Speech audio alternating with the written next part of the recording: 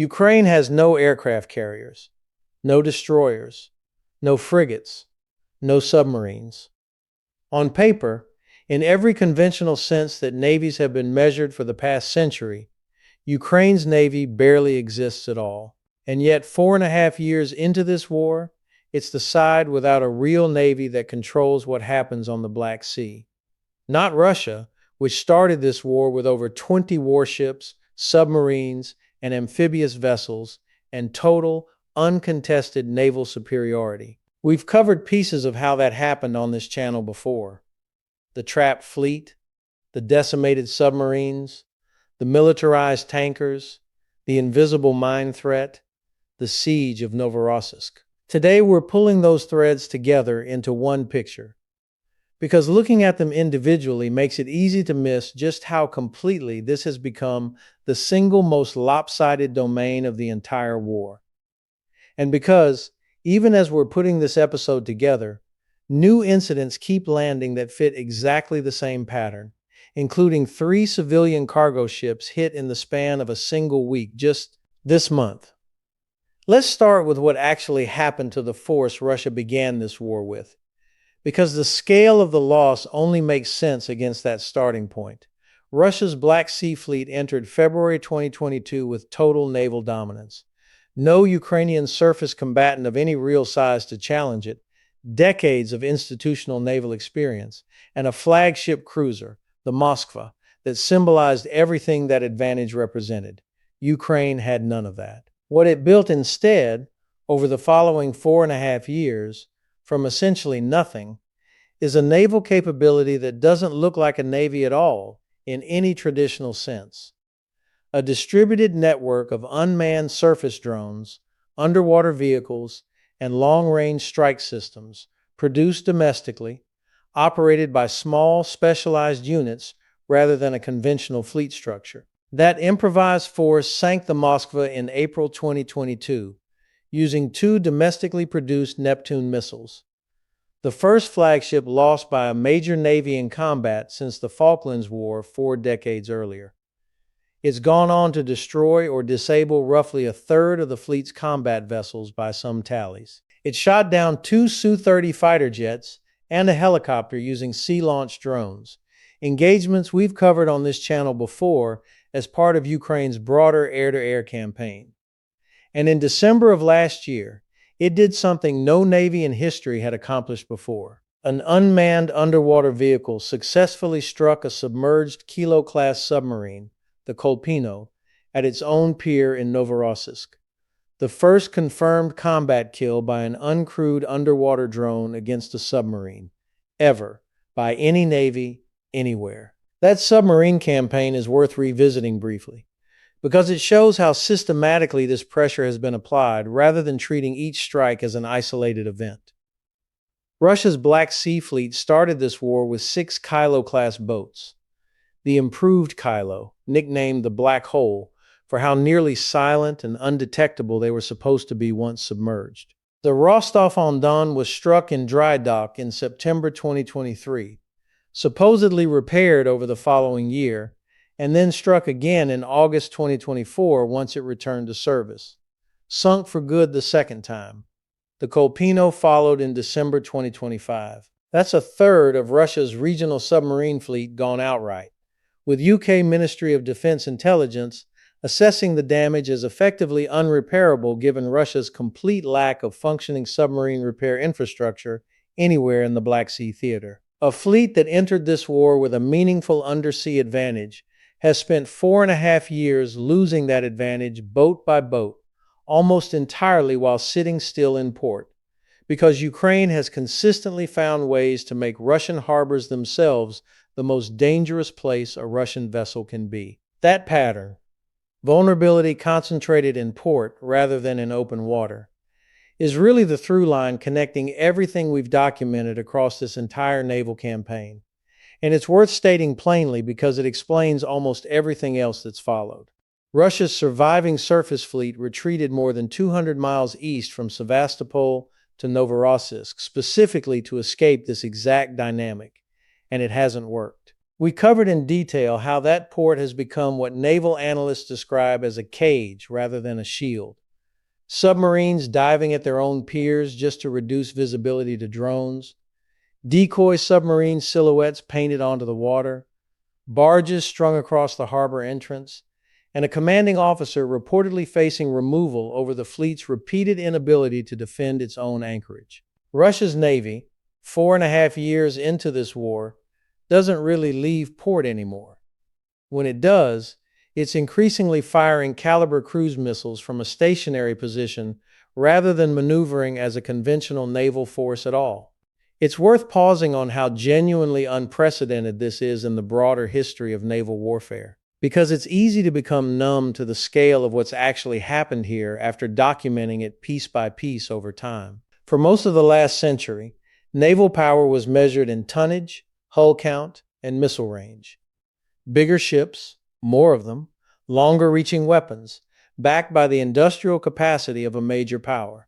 Every serious naval planning document written before 2022 would have told you that a country with no blue water navy, fighting a defensive war for its own survival, simply could not neutralize a conventional regional naval power within a matter of years. Ukraine did it in considerably less time than that, using platforms that individually cost a small fraction of what a single cruise missile fired from a conventional warship costs, built in workshops and small factories rather than state shipyards. Group 13, the naval drone unit whose commander we've quoted before on this channel, destroyed the missile corvette Sergei Kotov using a coordinated attack of 5 Magara V-5 drones after a roughly 40-minute engagement. One of the more heavily armed vessels Ukraine has successfully targeted using unmanned surface platforms alone, and a clear demonstration that this isn't a story about picking off undefended targets. These are genuine combat engagements against armed, capable Russian vessels, won through coordination, tactics, and sheer persistence rather than through any conventional numerical or technological advantage. There's also a financial asymmetry worth naming directly, because it's part of what makes this campaign so difficult for Russia to counter, regardless of how much it spends trying. A Magura naval drone costs a fraction of what a single air-to-air missile fired from a Su-35 costs, let alone the price of the warship or submarine it's being used to disable. Russia is fighting an opponent that can afford to lose dozens of these platforms in a single failed operation and simply build more, because the entire economic logic of this weapon depends on it being cheap and expendable rather than precious and irreplaceable. A Kilo-class submarine takes years to build and represents an enormous sunk cost the moment it's damaged beyond economical repair. A naval drone that fails its mission is a rounding error in a domestic production run that's continued scaling throughout this war, specifically because the underlying technology doesn't require the kind of specialized shipyard infrastructure or imported components that Western sanctions have made increasingly difficult for Russia's own naval industry to access. To global markets has fallen almost entirely on the shadow fleet. Roughly 1,300 aging, sanctions-evading tankers carrying an estimated 3/4 of Russia's seaborne crude exports, flagged through Panama, Gabon, and Mongolia specifically to stay outside Western jurisdiction.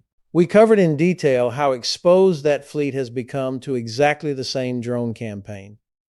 Over 200 vessels disabled in a single 3-week window during Operation Molochka alone, and how Russia's response has been to do something with no real modern precedent, mounting machine guns on civilian tankers and quietly staffing them with personnel connected to Russian military intelligence, essentially admitting it no longer has a conventional navy capable of escorting its own oil exports. There's a human element to this force worth spending time on too, because it's easy to talk about unmanned systems in a way that erases the people actually operating them. Every one of these drones is guided by an actual pilot or small crew, often operating from mobile positions well back from the coastline, watching live video feeds and making real-time tactical decisions under genuine combat pressure, deciding when to press an attack, when to break off, how to coordinate with other drones in a swarm to overwhelm a target's defenses. That's a fundamentally different skill set than traditional naval combat. Closer in some ways to competitive gaming crossed with military tactics than to anything a Naval Academy curriculum from a decade ago would have prepared anyone for. Ukraine has had to build an entirely new training and command pipeline for this kind of warfare, essentially from scratch, developing tactics through trial and error under live combat conditions rather than through years of peacetime doctrine development the way most naval innovations have historically emerged. That improvisational, rapidly iterating culture is arguably as important to understanding why this campaign has succeeded as the drones themselves. A military bureaucracy that could adapt tactics week to week based on what was and wasn't working against a real, thinking adversary, rather than waiting years for doctrine to catch up with the technology. It's also worth connecting this back to something we've discussed before about how this naval campaign fits into the broader arc of the war. Every other front we've documented on this channel, the refinery strikes, the fight for Kostiantynivka, the contested battle for Sloviansk and Kramatorsk, exists in a genuinely uncertain, still unresolved state, where honest analysis has to hold competing possibilities simultaneously rather than declaring a clean winner. The naval theater is different. It's the one domain across this entire war where the outcome, 4.5 years in, is about as close to unambiguous as anything in this conflict gets. Russia's Black Sea Fleet is not going to reconstitute itself into a force capable of contesting open water against Ukraine's drone campaign. Not with the sanctions currently constraining its access to modern shipbuilding components, not with the submarine repair infrastructure it no longer has in the theater, and not with the institutional culture that's proven, repeatedly, unable to develop an effective counter to swarms of cheap, unmanned platforms. That doesn't mean the war ends because of this one domain, but it does mean this is the one part of this entire conflict where you can say, without much hedging, that one side has already won. That success has also started reshaping how the rest of the world thinks about naval procurement, and it's worth sitting with the scale of that ripple effect before closing. Defense budgets that were planned around the assumption that naval power still meant large, expensive, crewed surface combatants are now being quietly reassessed across multiple NATO members and beyond. If a country with essentially no domestic shipbuilding industry can neutralize a regional naval power using platforms built in small workshops rather than state shipyards, the multi-billion-dollar frigate and destroyer programs that have anchored Western naval planning for decades start to look like a much riskier bet than they did in February 2022. That reassessment is still very much in progress, and it's likely to keep unfolding over years rather than settling quickly. But the starting gun for it was fired, in a very real sense, the moment Ukrainian naval drones first started proving that a fleet like Russia's could be functionally neutralized without ever needing to be matched ship for ship. An unknown number of naval mines, deployed by both sides across 4.5 years, drifting through waters neither side has ever fully mapped or controlled. That threat doesn't discriminate between combatant and civilian, and it's arguably the one part of this naval war that will keep imposing real costs and real danger on Black Sea shipping long after every other front we've documented eventually gets resolved, whenever and however that actually happens. And then there's Novorossiysk itself, which deserves its own focus here, because it sits at the intersection of every single one of these pressures simultaneously. Russia's largest port on the Black Sea, its most important oil export hub, handling roughly 1/5 of the country's entire seaborne crude exports through the Sheshkaris terminal, 1/3 of its grain exports, and, since Sevastopol became unsurvivable, the primary naval refuge for whatever remains of the Black Sea Fleet. We traced how that single port has been hit repeatedly across just the past 4 months. Control infrastructure damaged in April alongside a missile carrier, an oil depot struck in May and again in June, 2 tankers hit mid-loading on consecutive days in July, and the terminal itself suspending operations entirely for 4 straight days. Not because of any single dramatic strike, but because the accumulated risk of continued operations had simply become untenable. That pattern hasn't slowed down since we covered it. In just the first week of this month, at least 3 separate civilian cargo vessels came under drone attack in the waters around Novorossiysk. On August 3rd, the Cameroon-flagged Nadezhda, a Turkish-owned roll-on roll-off cargo ship carrying fresh fruit and vegetables between Turkey and Russia, was struck by drones roughly 20 nautical miles off the port, according to Turkey's Directorate General of Maritime Affairs. The captain reported 6 or 7 drones involved in the attack. The ship sustained damage to its living quarters and bow section. A fire broke out that continued burning for some time, and 4 crew members were injured, including 3 Turkish nationals, before Russian naval units evacuated everyone back to Novorossiysk port. A second Turkish-owned vessel, the Yasar, was struck the same evening after departing the same port. And on August 7th, the Turkish-flagged dry cargo ship MV Gulluk came under drone attack in the same waters, sustaining damage to its accommodation quarters, though without reported casualties that time. Turkey's foreign ministry responded by publicly calling on both Russia and Ukraine to ensure the safety of commercial shipping in the Black Sea. A notably even-handed statement, given that Turkish nationals were the ones actually injured, and worth sitting with, honestly, rather than glossing over for the sake of a cleaner narrative about this campaign. These aren't Russian warships or Shadow Fleet tankers we've discussed before. These are ordinary commercial vessels, flagged and owned by a NATO member state, carrying civilian cargo like fresh produce, caught in exactly the same web of drone activity that's been systematically dismantling Russia's naval position. One report noted that the presence of drones in the area specifically made it difficult for Russian naval vessels to even approach the stricken Nadezhda to provide assistance, meaning the same paralysis we've documented affecting Russia's combat fleet extends to its ability to conduct basic search and rescue operations near its own largest port. That's worth pausing on directly, because it complicates the triumphant version of this story in a way that's important not to skip past. A naval campaign this effective at degrading Russia's war-fighting and war-financing capacity is, almost by definition, also going to produce exactly this kind of collateral risk to civilian and neutral shipping operating in the same contested waters. Turkey isn't a party to this war. The crew members injured aboard the Nadezhda weren't legitimate military targets by any reasonable definition, and the fact that Ukraine's drone campaign has become sophisticated and persistent enough to functionally control access to Russia's most important port doesn't erase the reality that civilian sailors are getting hurt in the process, regardless of whose drones are ultimately responsible for any specific strike. This is the same tension we've discussed before when covering the mine threat in these same waters. An indiscriminate threat environment doesn't stay neatly contained to the combatants who created it.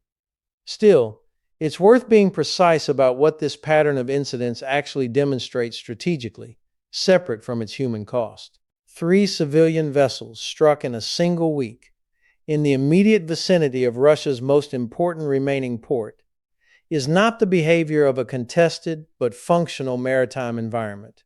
It's the behavior of an area that has become so consistently dangerous that even routine civilian shipping, unconnected to Russia's war economy in any direct sense, can't reliably operate there without risk of being caught in the crossfire. That's an extraordinary state of affairs for what's supposed to be Russia's most secure remaining harbor, 4.5 years into a war against a country with no conventional navy at all.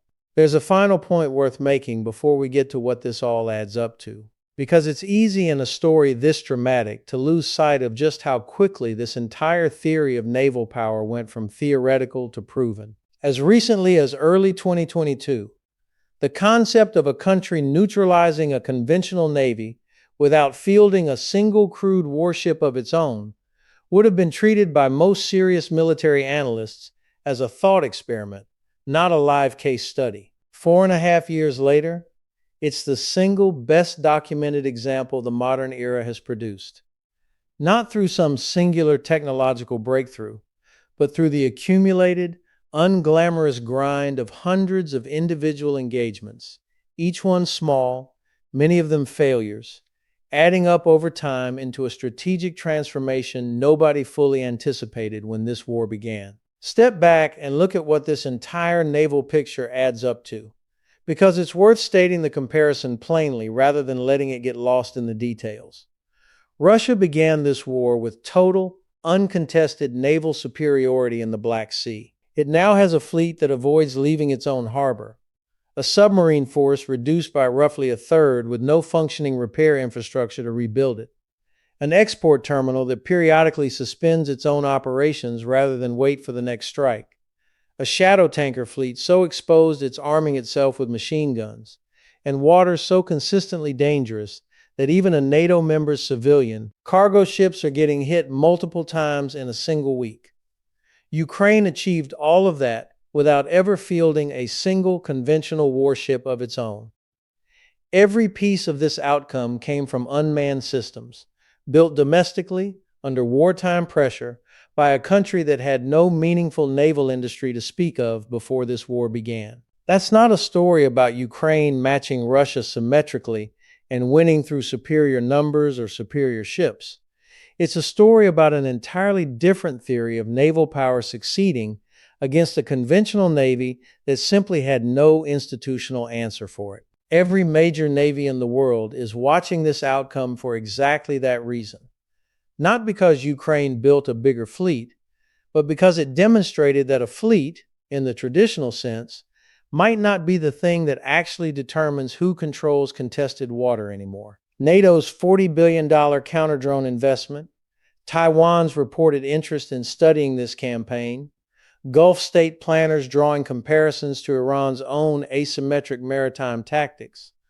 All of that traces back to the same basic lesson this one theater has demonstrated more clearly than anywhere else in the modern era. Distributed, cheap, expendable unmanned systems can neutralize a conventional naval advantage that took decades and enormous expense to build, and can do it faster than most military planners believed possible before this war forced the demonstration.